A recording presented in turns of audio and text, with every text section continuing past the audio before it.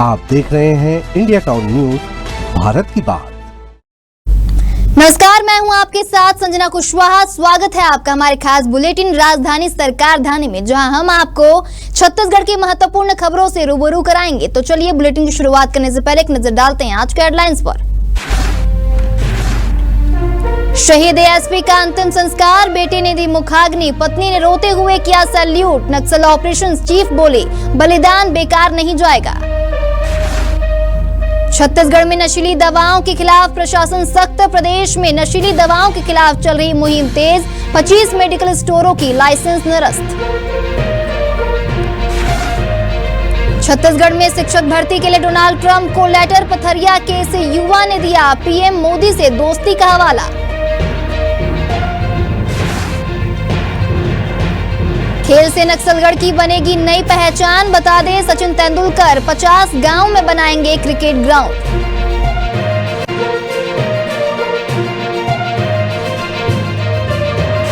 चले बढ़ते खबरों की ओर। नक्सली द्वारा किए गए आईडी विस्फोट में शहीद एएसपी आकाश राव गिरपुंजे पंचतत्व में विलीन हो गए हैं। महादेव घाट स्थित शमशान घाट में हुए अंतिम संस्कार में शहीद को उनके 7 वर्षीय बेटे सिद्धार्थ ने मुखाग्नि दी है। इस दौरान स्थल में भारत माता की जय और अक्कू भैया जिंदाबाद के नारों से गूंजता रहा। इसके पहले शहीद आकाश गिरपुंजे को माना स्थित चौथी वाहिनी में राजकीय सम्मान के साथ अंतिम सलामी दी गई। मुख्यमंत्री विष्णुदेव साय के साथ विधानसभा अध्यक्ष डॉक्टर रमन सिंह, उप मुख्यमंत्री विजय शर्मा और अरुण साव ने श्रद्धांजलि अर्पित करते हुए अंतिम यात्रा के लिए शहीद के पार्थिव शरीर को कंधा दिया। बहुचर्चित शराब घोटाला में गिरफ्तार विजय भाटिया की पुलिस रिमांड 12 जून तक बढ़ गई है। बता दें ईओडब्ल्यू पहले ही 9 दिन का पुलिस रिमांड लेकर पूछताछ कर चुकी है। रिमांड अवधि खत्म होने के बाद विजय भाटिया को एसीबी और ईओडब्ल्यू की विशेष कोर्ट में पेश किया गया था, जहां से एक बार फिर रिमांड अवधि बढ़ा दी गई है। बता दें 1 जून को छत्तीसगढ़ के शराब घोटाला मामले में पूर्व मुख्यमंत्री भूपेश बघेल की करीबी माने जाने वाले विजय भाटिया को दिल्ली से गिरफ्तार करके के साथ उसके भिलाई के नेहरू नगर स्थित ठिकानों पर छापा मारा गया था। विजय भाटिया के साथ उनके मैनेजर संतोष राम टेके के घर भी छापेमारी की गई थी। शहीद परिवारों ने अपनी मांगों को लेकर आज गृह मंत्री के बंगले के सामने धरने पर बैठे रहे। इस आंदोलन पर गृह मंत्री विजय शर्मा ने कहा, शहीद परिवार की पूरी चिंता करना सरकार का धर्म है। किसी तरह की मांगे अधूरी ना हो, इस दिशा में काम किया जा रहा है। कई विषयों को लेकर चर्चा हुई है। शहीद परिवारों के लिए वीर बलिदानी स्मारिका बनाया जाएगा। डिप्टी सीएम शर्मा ने यह भी कहा कि हर महीने के दूसरे बुधवार को आईजी स्तर पर सुनवाई होती है। शहीद परिवार के सदस्यों को अनुकंपा नियुक्तियां भी दी जा चुकी हैं। शहीद परिवार की पूरी चिंता करना सरकार का धर्म है। एक मुफ्त मुआवजे का भी प्रावधान है। शिक्षा के क्षेत्र में शहीद परिवारों के बच्चों के लिए आरक्षण की मांग शामिल है। कल पीएचक्यू में बैठक कर शहीद परिवार से चर्चा करेंगे। जो जायज मांगे होगी उसे पूरा भी किया जाएगा। प्रदेश में नशीली दवाइयों के अवैध व्यापार पर अंकुश लगाने के उद्देश्य से राज्य भर में औषधि निरीक्षकों द्वारा पुलिस विभाग के सहयोग से संदेहास्पद मेडिकल संस्थानों में संयुक्त छापामार कार्रवाई की जा रही है।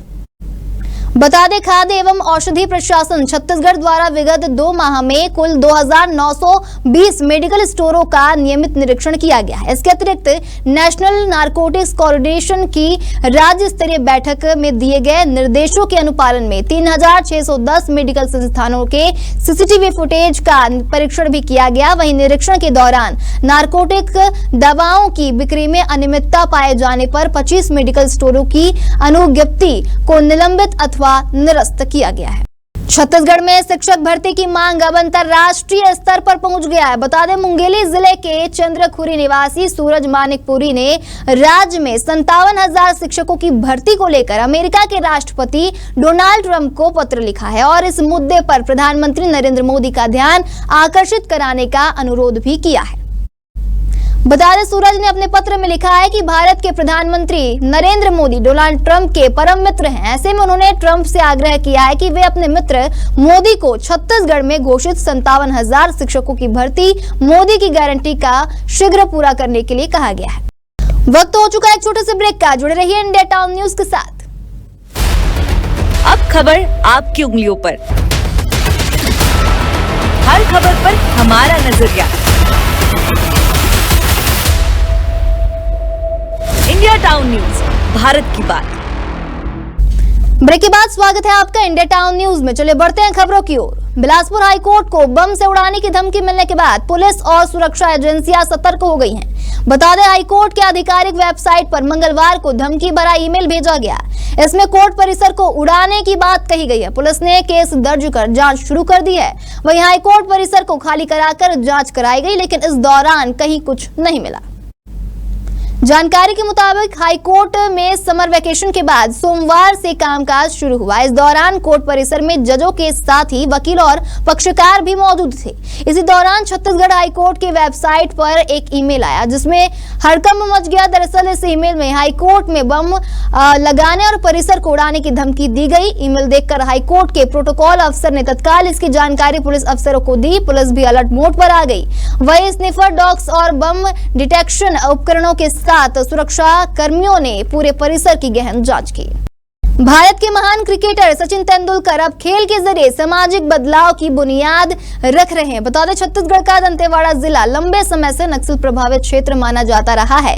अब खेल के क्षेत्र में नई पहचान बनाने जा रहा है। मानदेशी फाउंडेशन के सहयोग से सचिन तेंदुलकर यहां 50 खेल मैदानों का निर्माण करवा रहे हैं। यह पहल न सिर्फ युवाओं के शारीरिक और मानसिक विकास में मदद करेगी, बल्कि उन्हें मुख्य धारा से जोड़ने का माध्यम भी बनेगी। दंतेवाड़ा का नाम सुनते ही जहन में एक तस्वीर उभरती है, घने जंगल, आदिवासी जीवन और नक्सली गतिविधियों की छाया। लेकिन अब इस तस्वीर में बदलाव होने जा रहा है। क्रिकेट के भगवान कहे जाने वाले सचिन तेंदुलकर की प्रेरणा और मानदेशी फाउंडेशन की साझेदारी से बस्तर के गांवों में 50 खेल मैदानों का निर्माण हो रहा है, जो वहां के बच्चों और युवाओं के लिए एक नई दिशा तय करेंगे। राजिम की खबर है, जहां राजिम विधायक रोहित साहू के जन्मदिन पर एक अनोखा आयोजन देखने को मिला, जहां पर्यावरण समाज सेवा का संगम हुआ। इस अवसर पर 50,000 पौधों का वृक्षारोपण किया गया। साथ ही टॉपर छात्र छात्राओं का सम्मान और दिव्यांगों को ट्राईसाइकिल का वितरण भी किया गया है। विधायक रोहित साहू के जन्मदिन के अवसर पर विधानसभा क्षेत्र के कार्यकर्ताओं और स्थानीय नागरिकों ने गांव-गांव जाकर वृक्षारोपण किया। यह पर्यावरण संरक्षण की दिशा में एक महत्वपूर्ण कदम बताया जा रहा है। कार्यक्रम के दौरान शिक्षा के क्षेत्र में उत्कृष्ट प्रदर्शन करने वाले प्रतिभावान छात्र छात्राओं का सम्मान भी किया गया।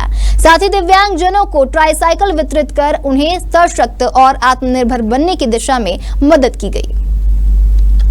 जन्मदिन तो हर साल आते ही है, लेकिन आज हमारे राजिम विधानसभा और पूरे गरियाबंद जिला में एक नए पहल करने का प्रयास किए हैं। हमारे देश के प्रधानमंत्री नरेंद्र मोदी जी की एक पेड़ मां के नाम जो संदेश है, उस संदेश को पूरा करने के लिए पूरे प्रत्येक गांव में, हमारे विधानसभा के हर गांव में 20 पौधा भेजवाया हूं, 20 से 25 पौधा।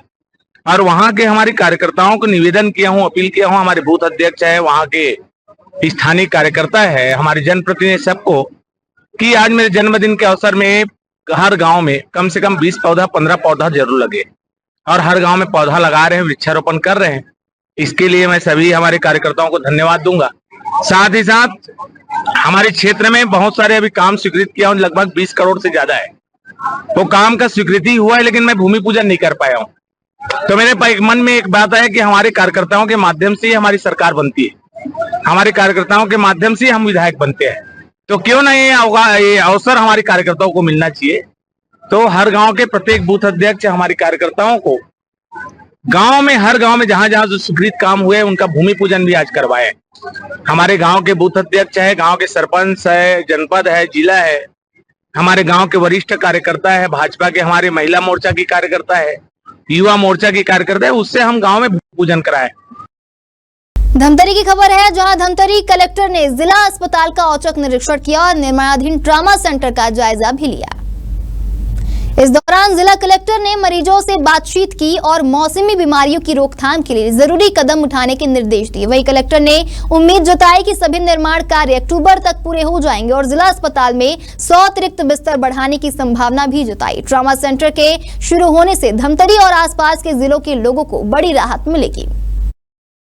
आज हम लोग हमारी टीम ने पूरा डिस्ट्रिक्ट हॉस्पिटल धमतरी का निरीक्षण किया और यहाँ पे जो हमारी नवनिर्मित ट्रॉमा यूनिट है उसका हम लोगों ने निरीक्षण किया।